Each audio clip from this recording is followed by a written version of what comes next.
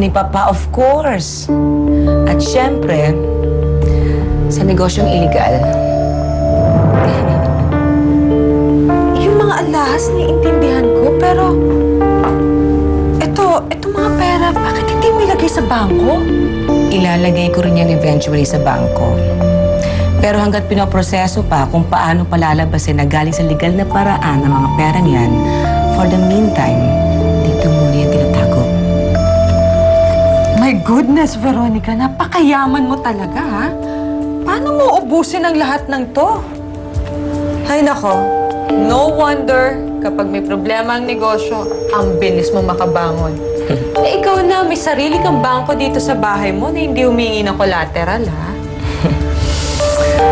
Alam mo, tama ka. At napaka-convenient talaga. At utang ko ang lahat ng ito kay Papa. Kahit na sinuway ko pa siya ng maraming beses, iniwan pa rin niya sa akin ang lahat-lahat ng ito.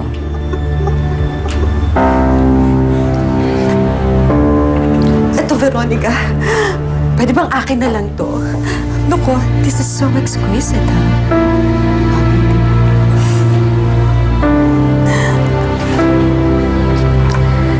I'm sorry, Fiona. Pero may sentimental value sa akin ng higaw na ito. Binigay ito ni Papa kay Mama nung kinasal sila. At ito rin ang sinuot ko nung kasal namin ni Mario. My God! Hanggang ngayon ba naman si Mario pa rin? Halika na. Fiona,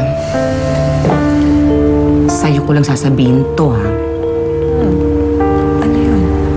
May tagusan din dyan, papunta sa bahay. At ako lang ang nakakaalam ng code niyan.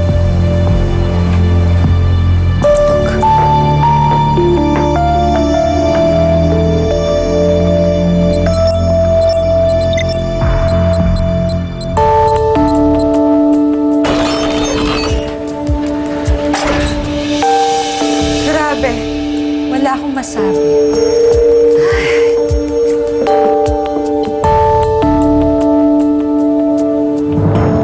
Hindi mo pa nga pala nasasabi sa akin kung anong simula o alitan yung dalawa ni Veronica.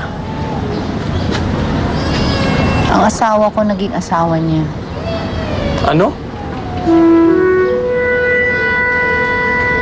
Pinaniwala niya ako na si Mario pumunta ng Sabah. Pagkatapos, ginawa niya akong alipin doon. Habang kinuha naman niya ang anak kong si Almira. Ngayon, ang dalawang anak ko, nawawala. Eh, si Mario. Hindi ko alam. Hindi ko siya nakikita. Simula nung nagkahiwalay kayo, hindi mo na nakita hanggang ngayon? Hindi ba siya kasama dun sa plano nung padala ka sa Sabah? Sa totoo lang, hindi ko alam. Kahit si Veronica, parang hindi niya rin alam kung ano nangyari sa kanya. May plano ka pa bang hanapin siya? Pagkatapos kong nalaman ng lahat, parang hindi ko na siya kayang harapin. Sabihin na natin si Veronica ang dahilan o siya yung nagmaniobra ng lahat. Isipin mo sa loob ng mahabang panahon na kapag sinungaling siya sa akin ng gano'n. Kaya prioridad ko na lang ang mga anak ko. Yun na lang, hanapin ko na lang yung mga nawawala kong anak. Kaya mo na ba?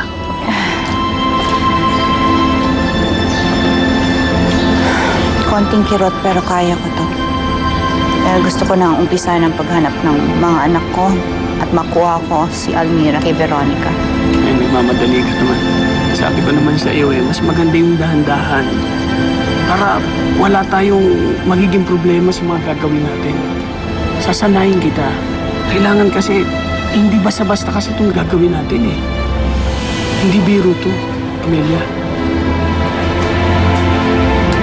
Bakit ba akong pinili mo, Conrad? Bakit hindi ka nalang kumuha ng mas may abilidad para makatulong sa'yo? Kasi may malalim tayong dahilan para magiganti sa kanila. Hindi lang naman pera ang pinag-uusapan dito eh. Hustisya.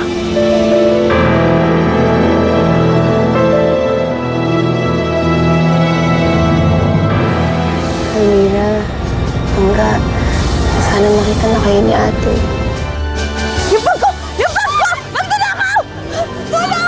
Miguel! Ano ba meron sa bag mo? May importanteng bagay doon hindi dapat mawala sa akin. Tingnan mo, Amelia. Nandito sa loob nito ang kailangan natin. Ikaw lang ang kasangga ko dito, Amelia. At ikaw lang makakatulong sa akin. Saan mo nakuha yung kwintas mo? Baka daw po galing po sa totoong magulang. Sige, hanggang di mo nakikita ang tatay mo, ako na muna ang tatay mo.